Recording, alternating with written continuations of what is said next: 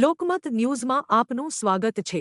વડોદરા શહેરમાં આગામી ચોમાસા દરમિયાન કોઈપણ આપત્તિજનક પરિસ્થિતિઓને અસરકારક રીતે સામનો કરી શકાય તે હેતુથી પ્રતાપનગર પોલીસ હેડક્વાર્ટર ખાતે મોન્સૂનની પૂર્વ તૈયારીઓ અને ડિઝાસ્ટર મેનેજમેન્ટ વિષયક સંયુક્ત વર્કશોપનું આયોજન કરવામાં આવ્યું હતું। આ વર્કશોપમાં વડોદરા શહેર પોલીસ, એનડીઆરએફ, એસડીઆરએફ, ફાયર વિભાગ, civil defence, home guard, traffic brigade સહિત વિવિધ વિભાગોના અધિકારીઓ અને જવાનો મોટી સંખ્યામાં ઉપસ્થિત રહ્યા હતા।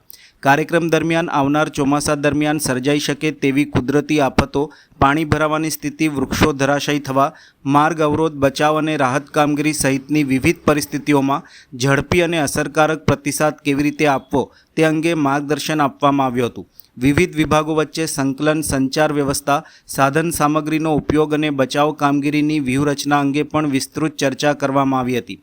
વડોદરા શહેર પોલીસ કમિશનર નરસિમ્હા કોમારે જણાવ્યું હતું કે સાઉથ વેસ્ટ મોન્સૂન કેરળમાં પ્રવેશ કરી ચૂક્યું છે અને આગામી દિવસોમાં ગુજરાતમાં પ્રવેશવાની શક્યતા છે। આવી સ્થિતિમાં તમામ બચાવ અને રાહત એજન્સીઓ સંપૂર્ણ સજ્જ રહે તે માટે આ પ્રકારની પૂર્વ તૈયારીઓ અત્યંત જરૂરી છે।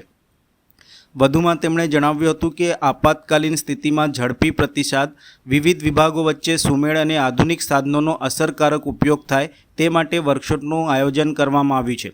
આ કાર્યક્રમ દરમિયાન શહેર પોલીસ તથા અન્ય બચાવ દળો દ્વારા ઉપયોગમાં લેવાતા રેસ્ક્યુ સાધનોનું પ્રદર્શન પણ કરવામાં આવ્યું હતું। વિવિધ એનજીઓના પ્રતિનિધિઓ તેમજ સંબંધિત વિભાગોના અધિકારીઓએ પણ હાજરી આપી હતી। સમગ્ર કાર્યક્રમનો મુખ્ય ઉદ્દેશ ચોમાસા દરમિયાન કોઈપણ પ્રકારની આપત્તિમાં નાગરિકોની જાનમાલની સુરક્ષા સુનિશ્ચિત કરવા માટે તમામ વિભાગોને સજ્જ અને સંકલિત બનાવવાનો રહ્યો હતો।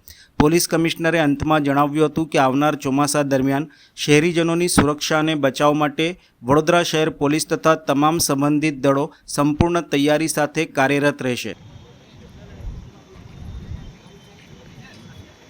સાઉથ વેસ્ટ મોન્સૂન કેરળથી પ્રવેશ કરી ચૂક્યા છે અને આવતા 10 દિવસોમાં ગુજરાતમાં પ્રવેશ કરતા હોવા અંગે આગાહી છે। તો વડોદરા શહેર પોલીસ અને અન્ય સમવસ્ત્રધારી દળો છે એમના જવાબદારી છે તે અંગે એડવાન્સ પ્રિપરેશન તરીકે આજે આ કાર્યક્રમ રાખી।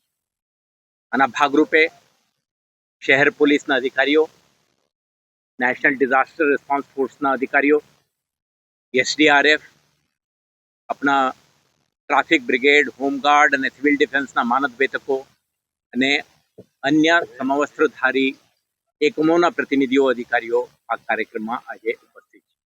આ કાર્યક્રમમાં આપણે પ્રયાસ કરી છે કે વડોદરા શહેરમાં જે વર્ષ ઋતુ દરમિયાન અતિવૃષ્ટિ, પૂરના પરિસ્થિતિ કે કોઈ હાઉસ કોલેપ્સ કે લેન્ડસ્લાઇડ જેવા આપતકાલીન પરિસ્થિતિ ઉપસ્થિત થઈ શકે અને આવા સંજોગોમાં શહેર પોલીસ ફર્સ્ટ રિસ્પોન્ડર તરીકે રિસ્પોન્સ આપવા માટે આપણા લોજિસ્ટિક્સ, સ્કિલ સેટ્સ અને આના જાણકારી, કમ્યુનિકેશન વ્યવસ્થા, આપણા સાધન સામગ્રીઓ સાથે આપણા તૈયારીઓ અને ઓપરેશનલ પ્રિપેરેડનેસ સાથે સાથે અન્ય વિભાગો સાથે સંકલન કરવા માટેના તમામ તૈયારીઓ કરવાનું રહે।